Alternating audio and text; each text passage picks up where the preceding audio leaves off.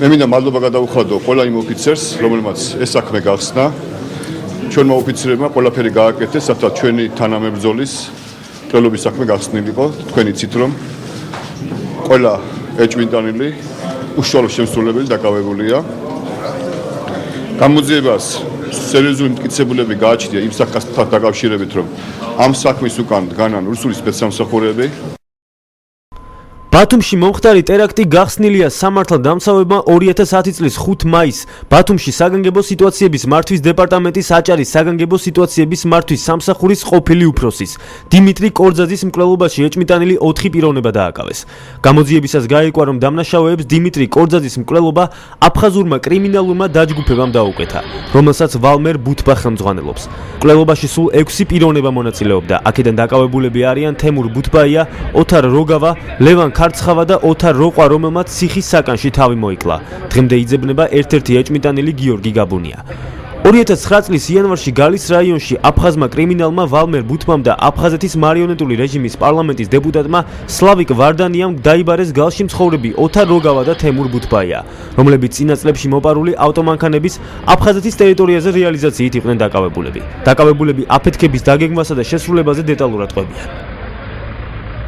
ჩემთან მოვიდა ვალმერ ბუთბა და მითხრა, რომ არის სერიოზული ხალხი და უნდა შეხვედრა რაღაც საქმე. შემახვედრა ორ რუს პიროვნებას, სტასი და რომა, ან გვარები არ ვიცი. გრაჟდანსკი ფორმაში იყვნენ, არც განუმარტია ვინ იყო. საუბარში განმარტეს, რომ ეძებდნენ კაცს. გადამცეს ფოტოსურათი, ანუ მოსაძებნი იყო.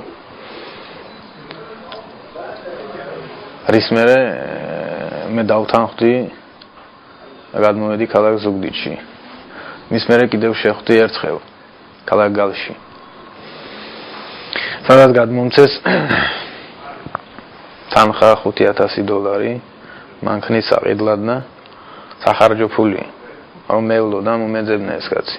2010 წლის 5 მაისს ამის შემდეგ ოთარ როგავა ბათუმში თავის ნაცნობს დავით როყვას დაუკავშირდა და კორძაძის შესახებ ინფორმაციის მოპოვებაში დახმარებას თხოვა.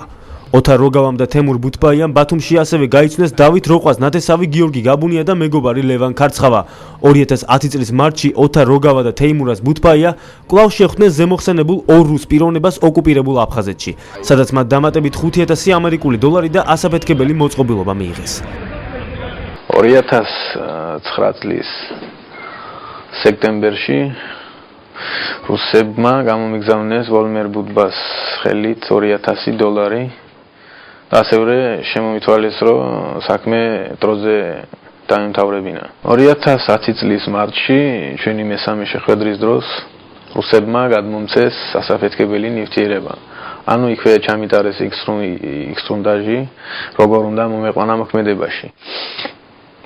თან განმარტეს, რომ ეს საქმე მე უნდა გამეკეთებინა, ანუ ამეფეთქებინა დიმიტრი კორძაძე. და ამის გაკეთების შემთხვევაში $40,000-მდე ამინაზღაურებდნენ ფულად თანხას. რაც შეეხება გიორგი გაბუნიას, რომლის დაკავებაც ვერ მოხერხდა, ის სავარაუდოდ ქვეყნიდანაა გასული. სამართალდამცავებმა გაბუნიას მეუღლის კომენტარი გაავრცელეს. მე დამიკავშირდნენ თემური ბუთბაია და ოთარი როგავა. თხოვეს გამეგო დიომიდე კორძაძის საცხოვრებელი მისამართი სამსახური და გადაადგილების მანქანის გადაადგილების მარშრუტი.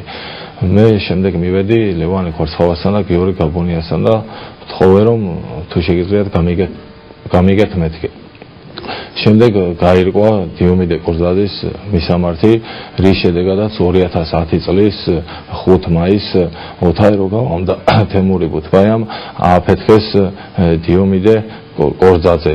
გიორგი გაბუნია ჩემი მეუღლე, მითხრა, რომ გახსოვსო კადრებიო, მაშინ რომ უყურეთო სახშიო ჩვენ მე შენ და დათომო ერთათო. და რომ კითხე რაზე იყო ლაპარაკი მეთქი და ასეო დიმა კორძაძესო აფეთქებასთან მაქვს კავშირიო რა უშუალო. მეო და დათოს მეთქი? ხო რა, ვართო რა ამ საქმეში. მეო მარკვევდიო გზებსო რა მარშრუტსო, მის სამოძრაო მარშრუტსო, ანუ როგორ ცხოვრობდაო, როგორ გადიოდა, გამოდიოდა, რა გზებით დადიოდაო რა, უშუალოდ ამ გზებს ვარკვევდიო რა. ხო და ეს იყო ჩემი საქმეო რა.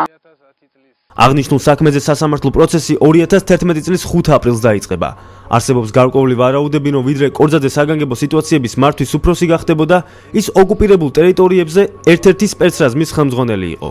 ვარაუდის თანახმად მკვლელობის დაკვეთაც ამ პერიოდს უკავშირდება.